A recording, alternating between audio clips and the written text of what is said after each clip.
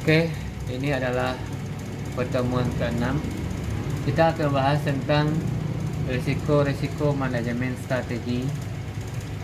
Risiko di sini atau dikatakan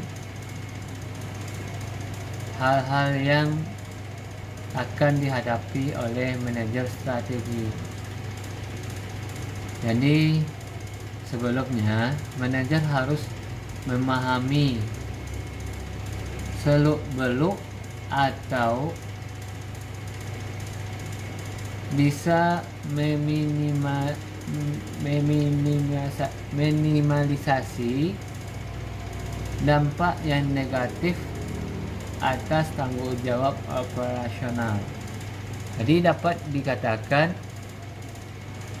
dengan adanya manajemen strategik, yaitu kekurangan atau yang negatif bisa tidak terjadi atau bisa diminimalisir.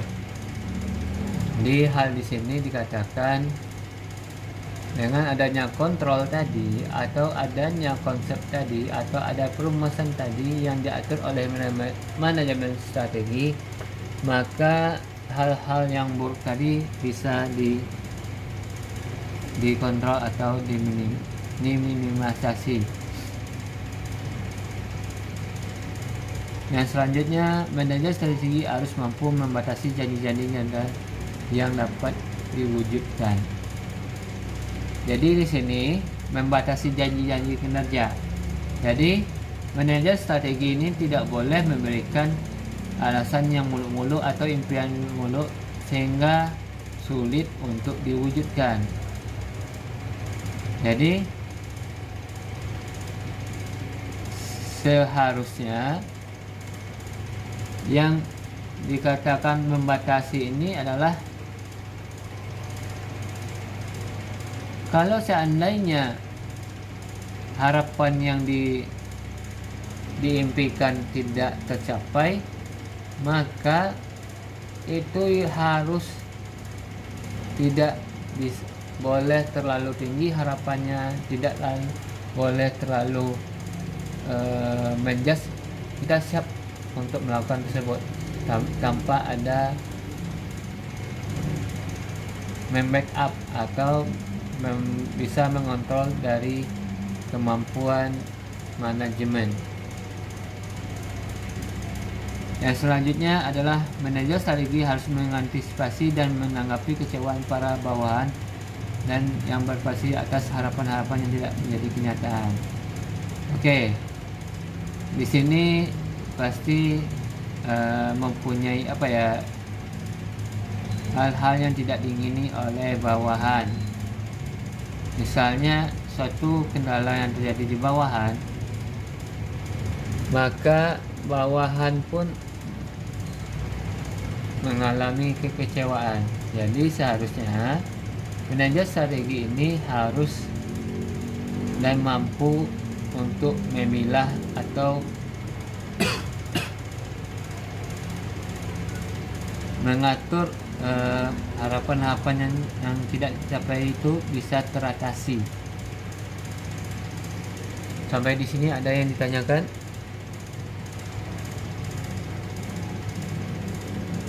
Oke, kita ngebahas tentang perumusan strategi dengan kondisi internal dan eksternal perusahaan atau organisasi.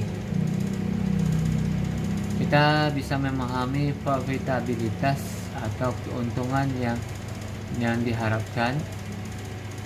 Pasti perusahaan akan membutuhkan sehingga mencapai harapan yang diinginkan.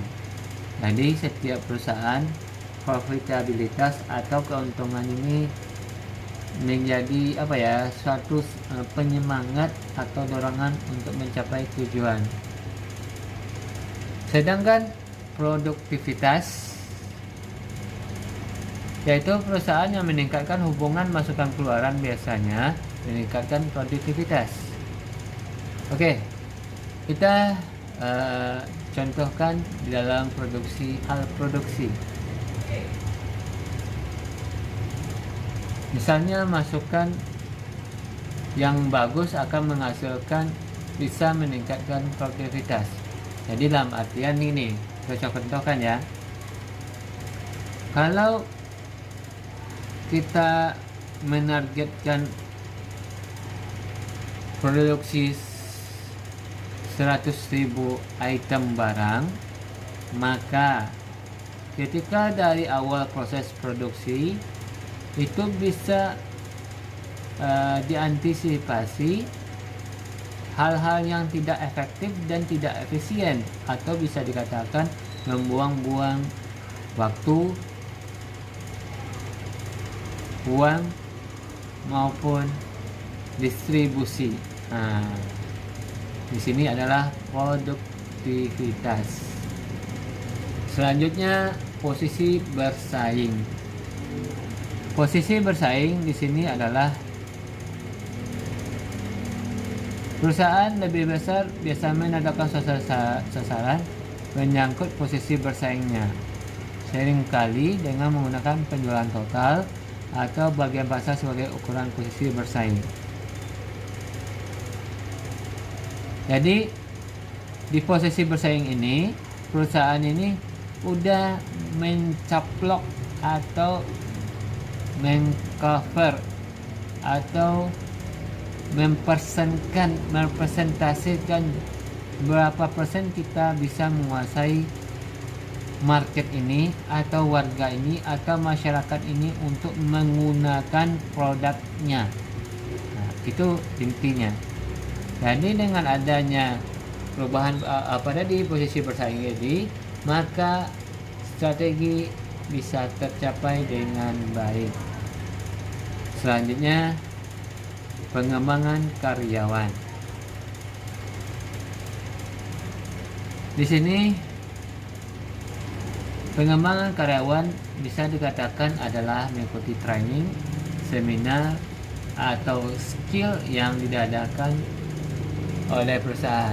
Biasanya ini dilakukan oleh perusahaan-perusahaan yang udah mempunyai jam terbang tinggi atau mempunyai tahunan yang lama dengan SDM yang dengan hitungan waktu akan mengalami masa-masa kurang produktif, maka pengembangan karyawan harus ditingkatkan. Selanjutnya, hubungan kekaryawanan. Nah, di sini kita akan bahas tentang bagaimana hubungan ini antar karyawan maupun keselamatan kerja akan mempengaruhi ikatan emosional. Biasanya setiap perusahaan yang sudah mempunyai jam terbang yang tinggi atau yang mempunyai hal yang tinggi, dia mempunyai ikatan atau komite manajemen atau ada perserikatan buruh. Ini yang paling sering dijadikan hubungan kekaryawanan. Yang selanjutnya, kepemimpinan teknologi. Kepemimpinan teknologi di sini adalah perusahaan menggunakan teknologi yang mutakhir atau yang canggih sehingga tercapai harapan tujuan yang efisien dan efektif. Yang selanjutnya, tanggung jawab sosial. Oke, di sini ini kita akan ngebahas tentang CSR, Corporate Responsibility. Jadi adanya bantuan-bantuan untuk masyarakat sekitar atau pelanggan atau masyarakat sehingga tidak